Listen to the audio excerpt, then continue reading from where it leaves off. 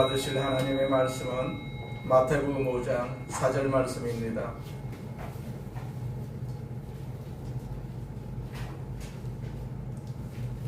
마태복음 5장 4절 말씀 같이 봉독합니다. 애통하는 자는 복이 있나니 그들이 위로를 받을 것이며. 아멘. 예수님 안에서 좋은 일이 있습니다. 예수님 안에서 좋은 일이 있습니다. 예수님 안에서 좋은 일이 있습니다. 우리 선포합니다. 나는 하늘의 복 땅의 복을 받았습니다. 시작. 나는 하늘의 복 땅의 복을 받았습니다. 나는 하늘의 복 땅의 복을 받았습니다. 나는 하늘의 복 땅의 복을 받았습니다. 아멘. 아멘. 전하신 하나님 아버지, 우리를 사랑하심을 감사합니다. 아멘. 우리를 또한 축복하심을 감사합니다. 아멘. 이 세상에 살면서 어려움 당하지 않게 하여 주옵시고 늘 건강한 모습으로 주님 앞에 설 수 있도록 주께서 도와주시옵소서. 아멘. 우리를 하나님께서 축복하여 주셔서 성전에 있게 하심을 감사합니다. 이 자리에 성령님께서 임하고 계십니다. 우리 마음, 우리 몸을 주관하여 주셔서 충만하게 하여 주옵시고 그 충만함을 통해서 아버지 또 세상을 이길 수 있도록 사용되게 하여 주시옵소서. 아멘. 이 교회를 위해서 기도하는 우리 모두에게 은혜 베풀어 주시고 그 기도의 열매가 우리 눈으로 볼 수 있도록 주께서 역사해 주시옵소서. 아멘. 처음 시간입니다. 주께서 마치는 시간까지 함께해 주시옵소서. 아멘. 은혜가 있는 시간 되게 하여 주옵시고 아멘. 응답을 받는 시간 되게 하여 주옵시고 치료받는 시간 되게 하여 주옵소서. 아멘. 예수님의 이름으로 기도드립니다. 아멘. 우리 여기 이분임 권사님께서 좀 몸이 좀 안 좋으셔가지고 갔어요. 요양병원에 가셨어요. 요양병원에 들어가세요. 요양병원에 가셨어요. 식사를 좀. 연세가 제일 많으신 분인데 그런 우리 여기 김성남 권사님은 자녀분들하고 지금 강원도 여행 중에 계세요. 오늘 돌아오신다고 그러는데 무사히 돌아오도록 우리가 마음속으로 기도해야 될 줄로 믿습니다. 마태복음 5장 4절 말씀 가지고 애통하는 자의 복이라는 제목으로 같이 은혜를 나누고자 합니다. 아주 먼 옛날에 한 영혼이 이 세상에서의 삶을 마치고 천국 문 앞에 도달을 했어요. 문을 지키는 천사는 그에게 이렇게 말합니다. 이 문을 통과하려면 세상에서 가장 귀한 보물 하나를 가져와야 한다. 그것이 무엇인지 찾아오너라. 그래서 영혼은 다시 지상으로 내려가서 무엇이 가장 귀한지 살피기 시작합니다. 영혼은 먼저 전쟁터에서 나라를 구하고 전사한 그 영웅의 훈장을 가져갔어요. 하지만 천사는 고개를 저었습니다. 이것은 훌륭한 업적이지만 하늘의 문을 열기에는 너무나도 무겁고 딱딱하구나. 그래서 영혼은 다시 세상에 내려가서 평생 가난한 사람들을 돕다가 죽은 자선가의 그 마지막 동전을 가져갔어요. 천사는 미소를 지었지만 여전히 문을 열어주지 않았다고 합니다. 이것은 아름다운 희생이지만 아직 부족하다. 낙당한 영혼은 숲을 거닐다가 한 남자를 발견하게 됩니다. 이 남자는 과거에 많은 죄를 짓고 도망쳐온 아주 악한 사람이었어요. 하지만 그는 이제 늙고 지쳐서 지난날 자신이 저지른 잘못들을 하나하나 떠올리면서 가슴을 치고 있었어요. 그는 하늘을 우러러보면서 흐느끼고 있었습니다. 오 신이시여, 저는 당신의 사랑을 받을 자격이 없는 죄인입니다. 제 영혼은 너무나도 더럽고 가난합니다. 그 남자의 눈에서 뜨거운 눈물 한 방울이 뚝뚝 떨어져서 땅을 적셨습니다. 그 눈물은 후회와 절망을 넘어서 자신의 무력함을 인정하는 진실한 애통의 눈물이었어요. 그래서 그 영혼은 그 남자가 흘린 눈물 한 방울을 유리병에 담아서 천사에게 가져갔습니다. 그러자 굳게 닫혀있던 황금 문이 빛을 내면서 스르르 열렸어요. 천사가 환하게 웃으면서 이런 말을 했다고 합니다. 잘 찾아왔구나. 자신의 가난함을 알고 흘리는 애통의 눈물이야말로 세상에서 가장 귀한 보물이다. 오직 이 눈물을 흘려본 자만이 하늘의 참된 위로를 맛볼 자격이 있느니라. 그런 말을 했다고 합니다. 자, 이 소라에서 말하는 애통의 눈물은 단순히 슬퍼하는 상태가 아닙니다. 자신이 영적으로 얼마나 가난한지 깨닫는 눈물입니다. 자신의 죄와 허물을 감추지 않고 주님 앞에 드러내는 정직한 눈물입니다. 그리고 그 결핍을 스스로 채울 수가 없음을 인정하면서 구하는 간절함입니다. 예수님은 산상수훈을 통해서 3절에는 심령이 가난한 자는 복이 있나니 천국이 그들의 것이다, 그런 말씀을 하셨어요. 여기 4절은 애통하는 자는 복이 있나니 그들이 위로를 받을 것이다, 그런 말씀을 하셨어요. 애통은 저주일 수가 있습니다. 그런데 주께서는 애통은 오히려 축복이다, 그렇게 말씀하고 있어요. 이것은 일종의 역설의 말씀이 아닐 수가 없습니다. 도대체 여기서 애통의 의미는 무엇일까요? 애통의 축복은 도대체 무엇일까요? 애통이 좋은 것이라면 어떻게 하면 애통하는 자가 될 수가 있을까요? 첫째로 애통의 의미를 생각해 보고자 합니다. 자, 애통의 참된 의미가 무엇일까요? 주께서 가르치신 성경적 애통의 의미를 알기 위해서 먼저 우리는 성경에서 말하는 애통의 의미가 아닌 것을 살펴볼 필요가 있어요. 우선 여기 성경에서 말하는 애통은요, 자기 욕망에 근거한 그러한 애통이 아닙니다. 성경에서 말하는 모든 종류의 애통 중에 애통이 아닌 것들은요, 자기 욕망에 근거한 것입니다. 성경에서 말하는 애통은 단순히 불행한 일을 당해가지고 우는 눈물이 아닙니다. 하나님과의 관계의 회복을 향한 거룩한 슬픔을 의미합니다. 그 헬라 원어로는요, 펜데오라고 하는데, 애통이라는 단어가 이런 사랑하는 사람을 잃었을 때 겪는 가장 깊은 수준의 슬픔을 뜻하고 있어요. 사람들은요, 자기 욕망이 충족되지 못할 때 슬퍼합니다. 또 자기 욕망이 초래한 그 죄의 결과를 두려워하는 슬픔도 있을 수가 있어요. 예컨대 우리가 창세기 4장 13절에 보시게 되면 가인이 이런 고백을 하지 않겠어요? 이 벌은 제게 너무 무겁습니다. 이것은 슬픔의 고백입니다. 두려움의 고백입니다. 그러나 이것은 자기 죄가 초래한 자기 동생을 죽인 그 결과가 미래의 불안한 결과에서부터 빠져나오기를 원하는 슬픔이었어요. 이것은 성경에서 말하는 애통하고는 거리가 먼 것입니다. 가인의 고백은 이렇습니다. 저는 땅에서 떠돌며 유랑할 것이고 누구든지 저를 만나는 사람은 저를 죽이려고 할 것입니다. 그 고백이었어요. 그것이 자기가 표현하는 애통입니다. 그런데 하나님께서 원하는 애통은 아니었다라는 얘기죠. 또 사무엘하 13장 2절에 보시게 되면 암논이라는 사람이 등장합니다. 암논. 사무엘하 13장 2절에 보시게 되면 암논이 자기 누이 동생 다말을 인해 가지고 병을 얻어서 슬퍼했다는 말씀이 있습니다. 우리식으로 말하자면 상사병이 난 것입니다. 상사병. 그래서 슬퍼하는 것입니다. 암논이. 이것은 자기의 배다른 누이 동생을 향한 충족되지 못한 변태적 성욕에서부터 오는 고통이었어요. 자, 이것은 성경에서 말하는 애통하고는 거리가 먼 것입니다. 또 사무엘상 15장 28절에 보시게 되면 사울이 사무엘 선지자에 의해 가지고 자신의 왕위가 폐위될 것이라는 불행한 선언을 받습니다. 여호와께서 오늘 이스라엘 나라를 이 옷자락처럼 찢어 당신에게서 빼앗아 당신의 이웃 중 한 사람에게 주셔서 여호와께서 이 나라를 당신보다 나은 사람에게 주셔서 이런 말씀을 듣습니다. 하나님께 불순종한 후에 그 불순종의 결과로서 내 왕위가 내게서 떠났다는 선언을 받습니다. 그때 그는 엎드려서 울면서 이런 고백을 하지요. 내가 죄를 지어서 하지만 내 백성의 장로들과 이스라엘 백성들 앞에서는 나를 높여주십시오. 나와 함께 가서 당신의 하나님 여호와께 예배 드릴 수 있도록 해주시오.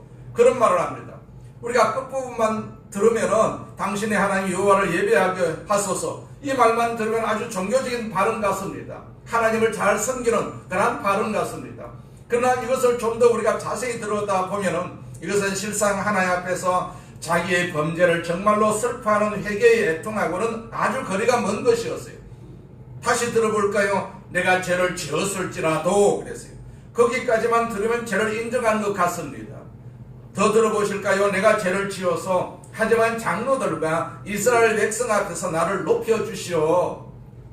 나를 높이사 그래서 나로 당신의 하나님 여호와를 예배하게 하소서. 이 사람이 가지고 있었던 가장 끈질긴 관심은 자, 내가 어떻게 될 것이냐, 내가 이 자리에서 왕위의 자리에서 그냥 추락해버리고 말 것인가? 자, 이것이 사울이 가진 궁극적인 관심이었던 것입니다.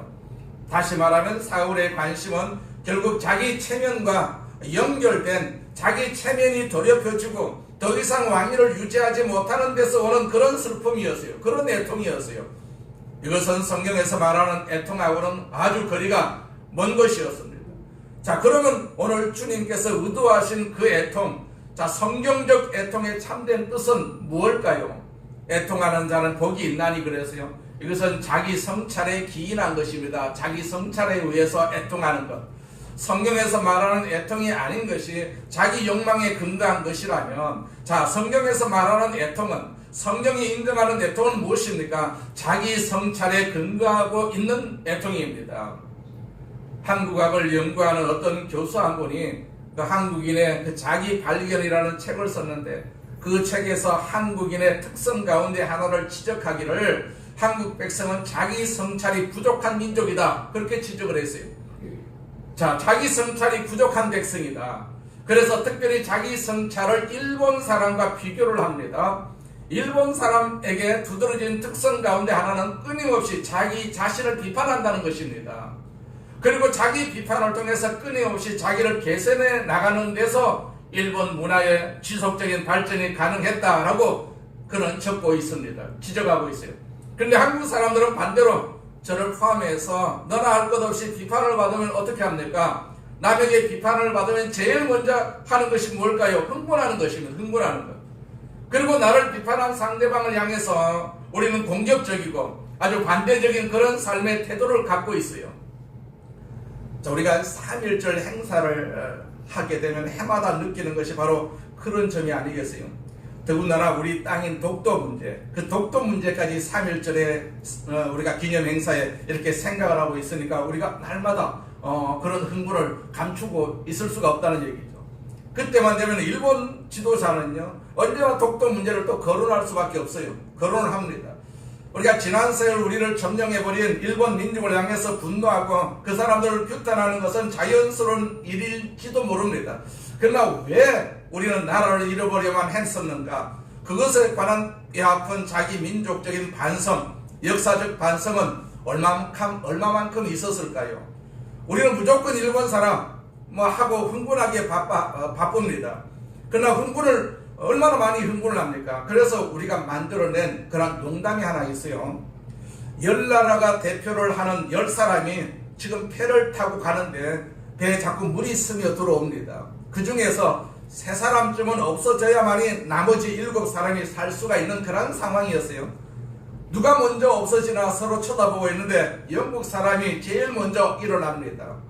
대영 제국의 자존심을 걸고 젠틀맨십을 발휘하기 위해서 내가 먼저 사라지겠습니다 하고 물속으로 이렇게 다이빙을 하고 갑니다. 두 번째는 미국 사람이 벌떡 일어나더니 우리는 카우보이 정신이 있습니다. 여러분을 위해서 제가 사라지겠습니다. 그러더니 물속으로 들어가 버렸어요. 세 번째는 누가 일어났을까요? 한국 사람이 벌떡 일어났습니다. 자, 그 한국 사람은 만세 삼창을 하고서 옆에 있는 일본 사람을 잡아서 물속에다 집어넣었다는 얘기가 있습니다. 정말로 우리 민족이 발전하기 위해서는요, 우리의 삶에 대한 깊은 자기 비판과 자기 성찰은 절대적으로 필요한 것이라고 할 수가 있지 않겠어요? 아직도 우리 민족은 자기 성찰이 부족합니다. 자기 성찰이 부족합니다. 그래서 거짓이 난무하지 않겠어요? 전부 다가 남의 탓입니다. 남 탓을 합니다. 남 탓. 거짓된 나라가 되었어요. 결과가 어떻게 되겠어요? 망할 수밖에 없습니다. 거짓된 나라는 망할 수밖에 없습니다. 바울은 고린도후서 7장 10절에서 이렇게 말합니다.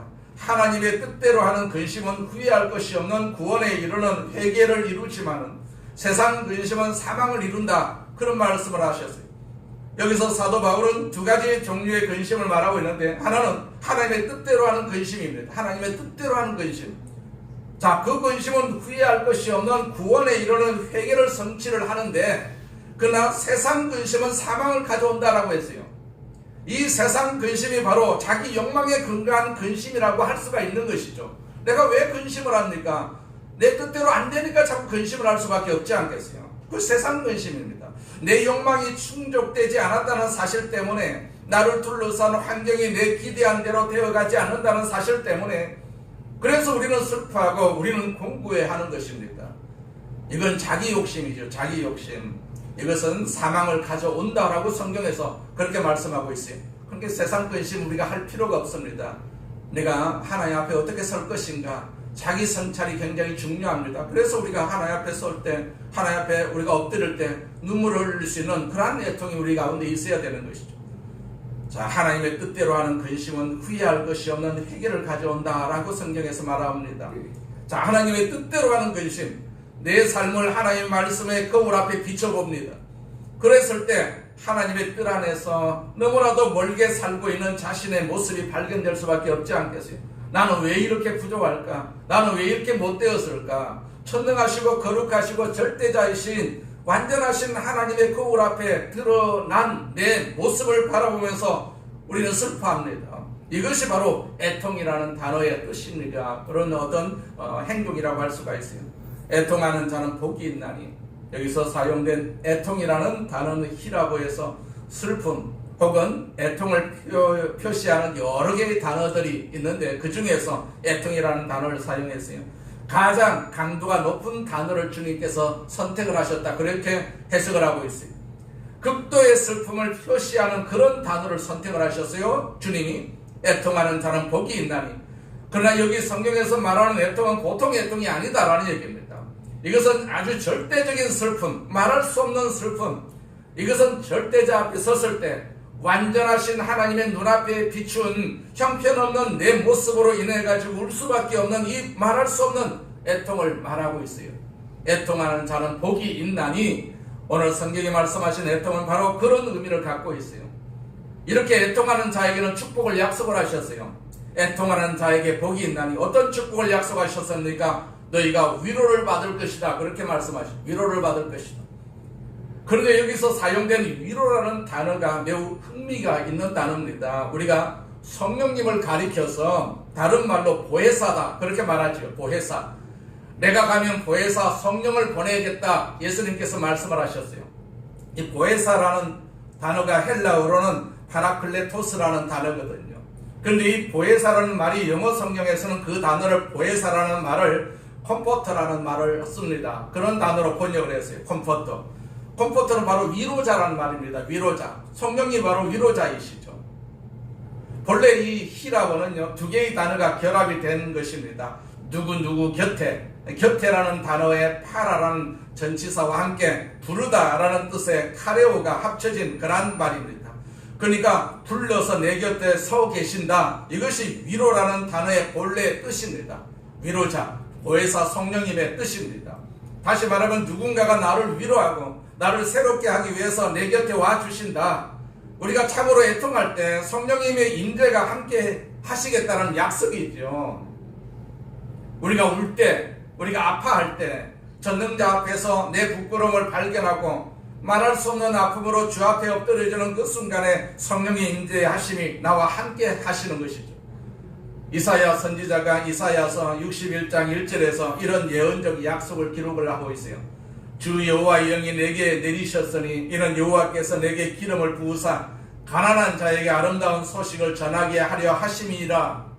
자, 이어서 나를 보내사, 주가 신임하실 때 나를 보내어 하시고자 하는 일, 어떤 일입니까? 마음이 상한 자를 고치고 포로된 자에게 자유를 주고 갇힌 자에게 노임을 선포한다. 그 다음 2절에 보시게 되면 슬퍼하는 모든 사람에게 위로하셨다, 그런 말씀이 있습니다.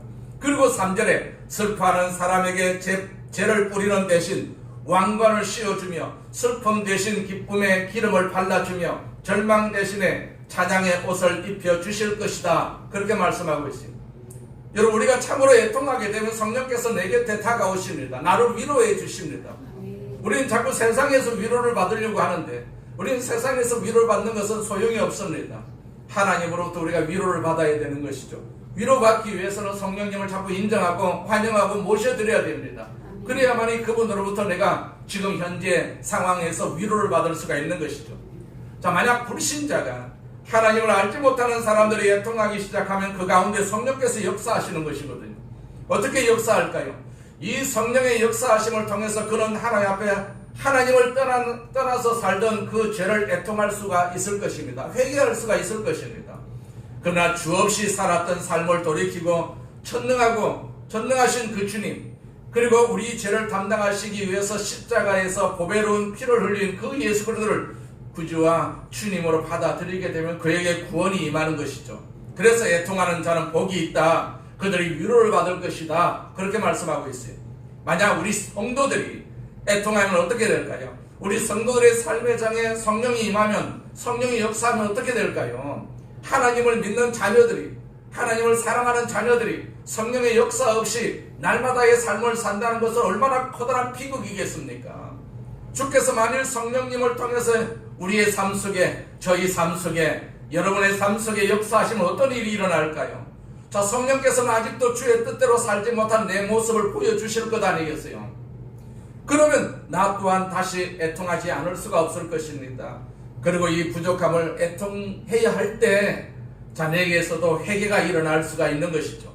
이 회개는 주님을 닮은 거룩한 모습으로 내 인격을 성숙시켜 주시는 그러한 애통이고 그러한 위로라고 할 수가 있습니다. 애통하는 자는 복이 있나니 그들이 위로를 받을 것이다. 자, 바울의 애통이 바로 그런 애통이었다라고 볼 수가 있어요. 바울이 이런 말을 하죠. 오라, 나는 공고한 사람이다. 누가 나를 이 사망의 몸에서 건져내랴. 사랑하시는 여러분, 참으로 애통하는 사람은 비단 자기의 죄를 인해 가지고 애통해야 할 뿐만 아니라 그 사람은 다른 사람의 죄를 바라보면서 애통해야 합니다. 그냥 비판하는 것이 아니라, 자, 우리가 이웃들을 바라보면서 그 애통이 일어날 수밖에 없습니다. 자, 하나님을 떠나 사는 사람들, 거짓된 그러한 사람들을 바라보면서 우리는 불쌍한 마음을 가질 수밖에 없지 않겠어요? 애통하는 마음을 가질 수밖에 없습니다. 그들을 통해서 이 사회가 어려워지고 내 가정이 어려워지고 내 자녀들이 어려워진다면 우리가 정말로 애통할 수밖에 없지 않겠어요? 그래서 우리는 이 사회를 바라보면서, 이 역사를 바라보면서 우리 속에서 동일한 애통이 생기면 그의 눈에서 눈물이 흐를 수밖에 없지 않겠어요? 하나님은 이런 사람들을 성령을 보내서 위로하시고 이런 사람을 통해서 그 역사를 고치는 새로운 일을 시작하실 것입니다. 성경에 나오는 예레미야 선지자, 그 애통이 바로 그런 애통이었어요. 조국, 망해가는 조국, 죄로 가득한 자기의 조국을 바라보면서 그의 예레미야는 조국의 거리를 걸어가면서 통곡하면서 이런 고백을 쏟아냅니다. 예레미야서 9장 1절에 보면 어찌하여 내 머리는 물이 되고 내 눈은 눈물의 근원이 되고 죽임을 당한 딸 내 백성을 위하여 취하러 울리로다. 자, 이런 애통, 당시 이스라엘 백성들이 하나님을 떠나서 죄를 짓고 바벨론에 의해서 멸망할 위기에 처해 있었어요. 자기가 사랑했던 그 민족, 자기 민족, 그렇게도 메시아를 기다려왔으나 그 메시아를 거절하고 신앙과 상관없이 살고 있는 이스라엘 백성들의 참담 죄악의 모습을 바라보셨던 주님도 보세요. 어느 날 감람산 위에 올라가셔서 예루살렘 성을 내다보면서 그는 눈물을 흘리십니다. 그리고 이렇게 통곡하시죠. 마태복음 23장 37절에 보면 예루살렘아 예루살렘아 선지자들을 죽이고 내게 파송된 자들을 돌로 치는 자여, 암탉이 그 새끼를 날개 아래 모음같이 내가 내 자녀를 모으려 했던 적이 몇 번이냐. 그러나 너희는 원하지 아니하였도다. 그런 슬픔을 표현하는 것을 볼 수가 있어요. 이것이 주님의 고백이었어요. 그래서 한 청교도는요 이런 고백을 했습니다. 살아있는 신앙인에게는 눈물의 샘이 마르지 않는다. 그런 말을 했어요. 살아계신 하나님 앞에 내 부족을 발견할 때마다, 주님의 거룩하심 앞에 내 모습이 발견되는 순간마다 우리는 그 하나님의 뜻을 떠나서 그 하나님의 기대에 부응하지 못하고 살고 있는 내 모습 때문에 눈물이 흐르지 않을 수가 없지 않겠어요? 안타까운 내 이웃들의 모습의 삶을 보세요. 우리를 둘러싸고 있는 조국의 현장, 이 사회가 흘러가는 방향을 바라볼 때 우리 속에서 눈물이 흐를 수밖에 없지 않겠어요? 그렇습니다. 살아있는 신앙인에게는 눈물의 샘이 마를 수가 없습니다. 신앙이 메말라 버리게 되면 눈물도 말라버립니다. 시편 84편 6절에 보시게 되면 그들이 눈물 골짜기로 지나갈 때 그곳에 많은 샘이 있을 것이며 이런 비가 복을 채워주시나니 그랬어요. 주님의 뜻이 이 역사 속에 내가 사랑하는 사람들의 삶 속에 이루어지기를 기대하지만 그렇게 살지 못하는 이웃들의 안타까운 모습 때문에 눈물을 흘리며 기도합니다.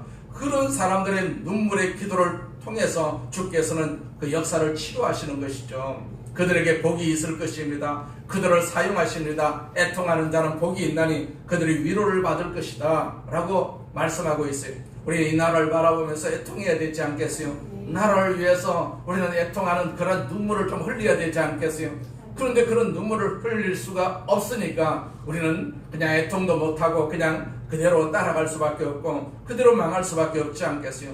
눈물의 선지자의 기도가 있어야만 이스라엘 백성들이 회개하고 이스라엘 나라가 하나님께서 쓰임받듯이 이 나라도 마찬가지입니다. 많은 교회를 세워주셨어요. 많은 주의 백성들을 세워주셨어요. 그들의 눈물이 있어야 되지 않겠어요? 그들은 눈물이 있어야 됩니다. 그런데 지금 교회가 눈물을 흘리는 교회가 없다라는 것도 우리가 충분히 알 수가 있지 않겠어요?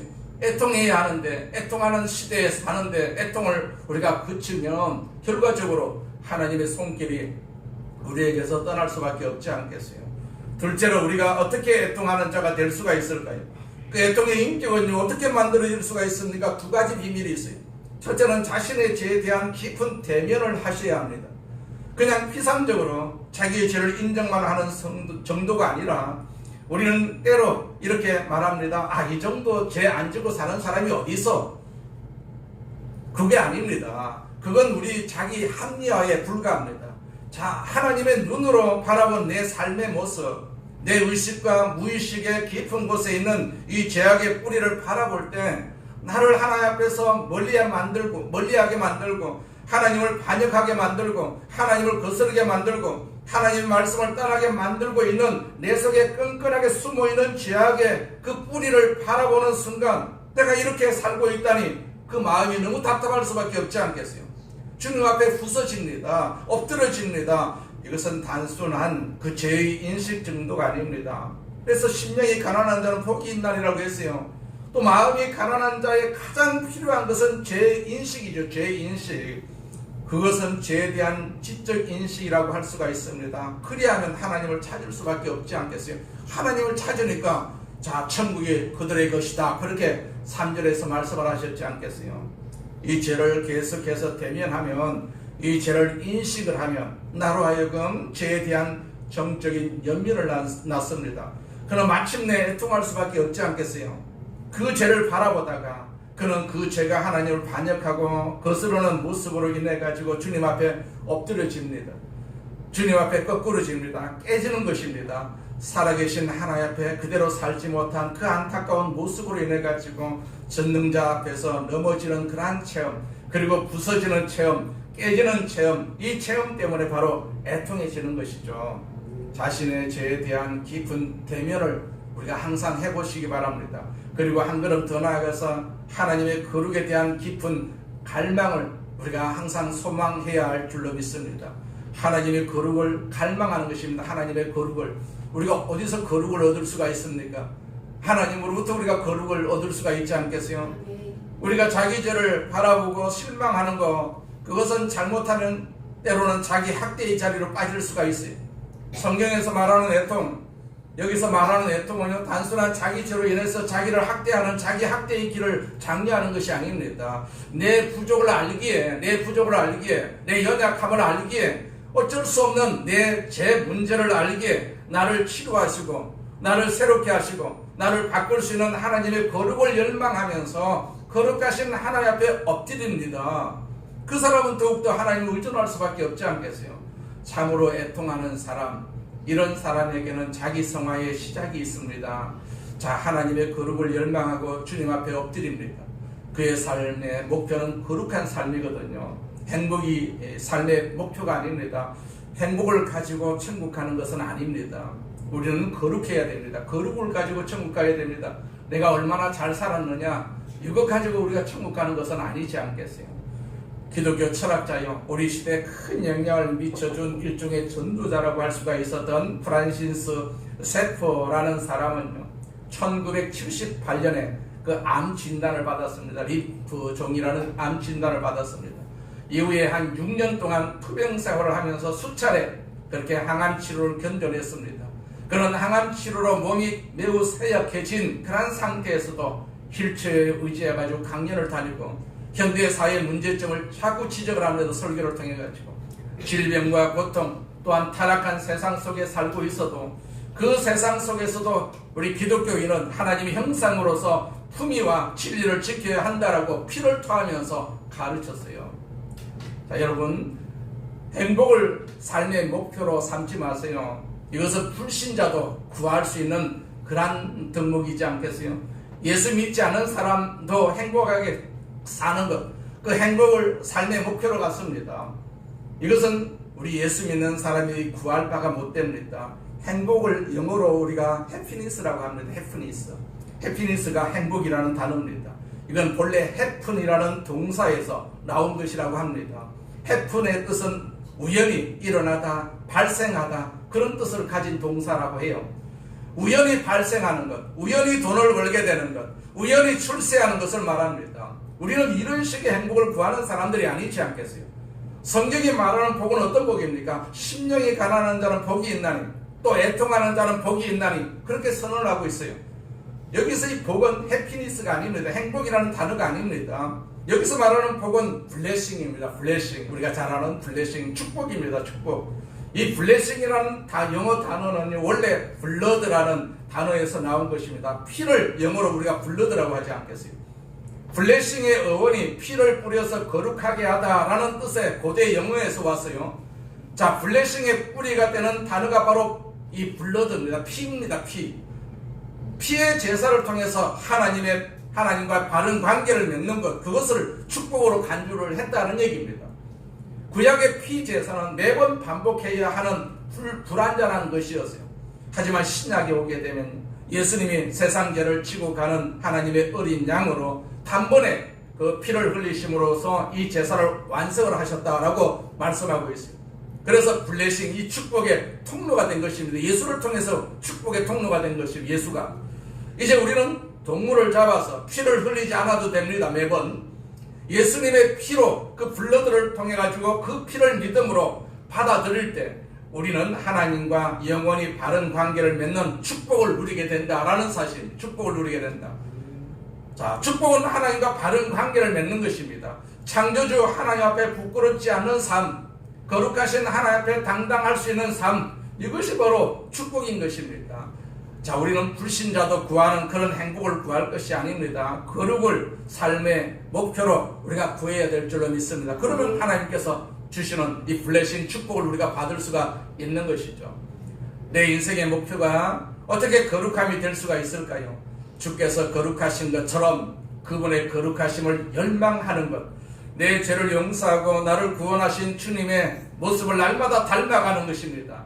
거룩하지 못한 내 자신을 바라볼 때마다 나는 주 앞에 엎드러집니다. 나는 산산조각으로 부서집니다. 주님 앞에 엎드러지게 되면 애통해야 합니다. 그리하면 부서진 나를 붙들고 일으키시고 새롭게 하시는 주님을 만나는 것입니다. 그래서 나는 쓰임을 받는 것입니다. 이 거룩에 대한 열망이 있어야 되거든요. 이 거룩을 열망하는 저와 여러분이 되시기를 바랍니다. 로마서 6장 22절에 보게 되면 그러나 이제는 너희가 죄에서 해방이 되고 하나님께 종이 되어 거룩함에 이르는 열매를 얻었으니 이 마지막은 영생이다, 그렇게 말씀을 하셨어요. 죄에서 해방된 사람들이 하나님의 종, 거룩함입니다. 거룩의 열매는 이 마지막은 영생이다, 그렇게 말씀하셨어요.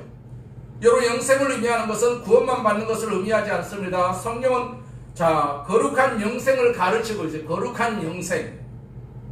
은혜로 구원받은 사람들이 주님 앞에 서는 날 얼마나 거룩한 모습으로 설 수가 있는가. 거룩의 열매, 그분의 보혈로 씻음을 받아서 새로운 피조물이 된 하나님의 사람들에게 주께서는 이 거룩의 열매를 기대하고 계세요. 오늘 저와 여러분은 얼마나 이 하나님의 거룩을 사모하고 계십니까? 그리고 이 거룩하신 하나님 앞에, 그 임재 앞에서 거룩하지 못한 내 자신을 바라보면서 얼마나 주님 앞에 엎드립니까? 안타까운 내 모습.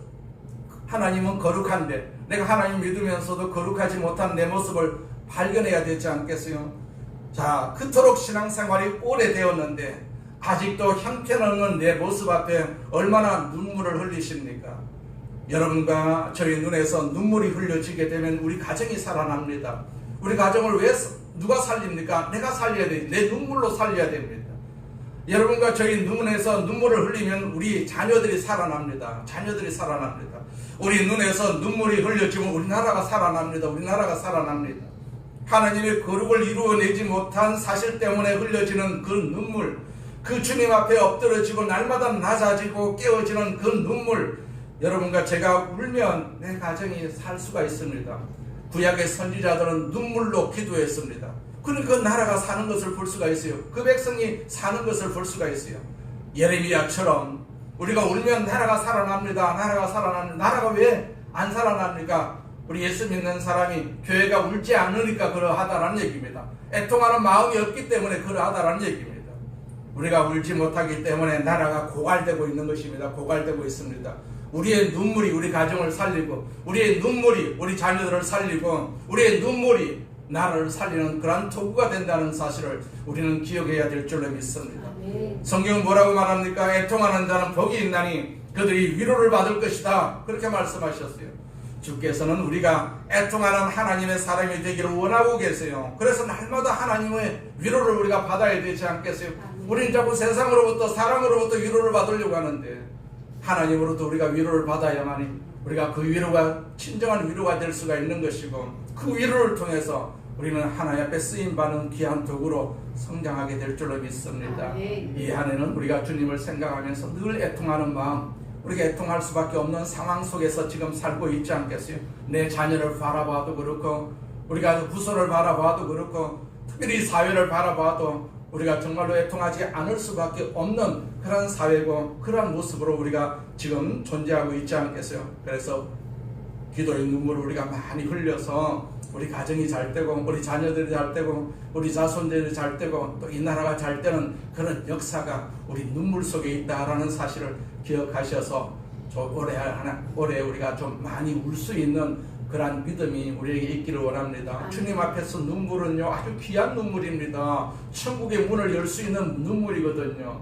그래서 세상에 대해서 눈물을 흘리는 것이 아니라 우리가 주님 앞에 내가 바로 서지 못한 것에 대해서 안타까움을 가지고 우리가 좀 울 수 있는 그러한 감성을, 하나님이 주시는 그 감성, 성령의 위로를 받을 수 있는 그런 감성, 그런 믿음을 가지시기를 주의 이름으로 축원을 드립니다.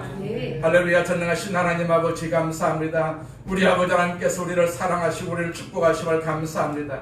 우리에게 하나님께서 은혜를 베풀어 주셔서 하나님의 자녀로 삼아주시고, 전능하신 하나님 앞에 날마다 기도할 수 있는 축복을 주심을 감사합니다. 이 축복을 통해서 우리가 변화가 되고, 우리 자녀가 변화가 되고, 가정이 변화가 되고, 우리 후손들이 변화가 되고, 나아가서 이 나라가 변화되는 역사가 우리 눈물 속에 있음을, 애통 속에 있음을 다시 한번 깨닫게 하여 주심을 감사합니다. 우리는 이 나라를 위해서 울 수밖에 없습니다. 아버지, 눈물을 흘릴 수밖에 없는 그런 지경에 처했습니다. 그래서 하나님은 우리의 눈물을 보고 계십니다. 하나님 아버지, 우리가 많이 울어서, 많이 애통해서 이 나라를 살리고, 나아가서 우리 가정도 살리고, 자녀들도 살리고, 자손들을 살리는 귀한 눈물 하나님께서 역사해 주시옵소서. 이 시간에도 주님께서 우리와 함께 계심을 감사합니다.